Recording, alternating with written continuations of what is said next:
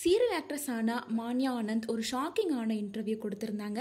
அதாவது ஆக்டர் தனுஷோட ஆஃபீஸ்லேருந்து மேனேஜர் கால் பண்ணி அவங்களுக்கு வாய்ப்பு தரதாகவும் அதுக்காக தனுஷ் கிட்ட அட்ஜஸ்ட் பண்ணி போகணும் அப்படின்ற மாதிரி டீல் பேசியிருந்திருக்காங்க. ஸோ இந்த விஷயத்தை பார்த்து அவங்க ரொம்ப ஷாக் ஆகிட்டதாகவும் ரொம்ப எமோஷ்னலாக ஒரு இன்டர்வியூ கொடுத்துருந்தாங்க. இந்த இன்டர்வியூ சோஷியல் மீடியாவில் வைரல் ஆனதுக்கு அப்புறமா பலருமே தனுஷை திட்டிட்டும் ஆக்ட்ரஸ் மான்யா ஆனந்துக்கு சப்போர்ட் பண்ணியும் இந்த விஷயம் சோஷியல் மீடியாவில் விவாத பொருளாக மாறி இருந்துச்சு. இந்த நிலையில் ஆன்யா ஆனந்த் தனக்கு என்ன நடந்துச்சு, அட்ஜஸ்ட் பண்ண சொல்லி யாரு சொன்னாங்க, தனுஷ் ஆஃபீஸ்ல இருந்து என்ன பேசினாங்க உள்ளிட்ட பல உண்மைகளை வெளிப்படையா பேசியிருக்காங்க. அவங்க சொன்ன பல விஷயங்கள் எல்லாருக்குமே ஷாக்கிங்காக தான் இருக்கு. எல்லாருக்கும் வணக்கம். உங்க எல்லார்கிட்ட ஒரு முக்கியமான விஷயத்த சொல்லணும். ரீசெண்டா நான் ஒரு இன்டர்வியூ கொடுத்திருந்தேன். அதான் தனுஷ் சாரை பத்தி நான் பேசியிருந்தேன்.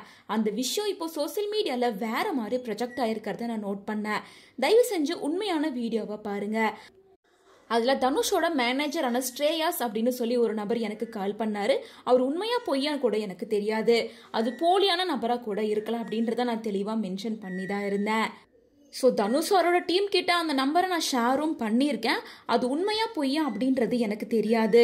ஸோ அதனால அந்த நம்பரையும் நான் கொடுக்குறேன், நீங்க செக் பண்ணிக்கோங்க அப்படின்னு சொன்னேன். கண்டிப்பா அவர் ஆஃபீஸ்ல இருந்து அந்த கால் இருக்காது. அவர் பேரை யூஸ் பண்ணி யாரோ தப்பா பயன்படுத்திட்டு இருக்காங்க. எனக்கு மட்டும் கிடையாது, நிறைய ஆக்ட்ரஸ்க்கு இந்த மாதிரி நடந்துட்டு தான் இருக்கு அப்படின்றத ரொம்ப கிளியரா எக்ஸ்பிளைன் பண்ணியிருக்கேன். ஒரு செய்தியை முழுசா படிக்காம தேவையில்லாம எந்த ஒரு முடிவுக்கும் வராதிங்க.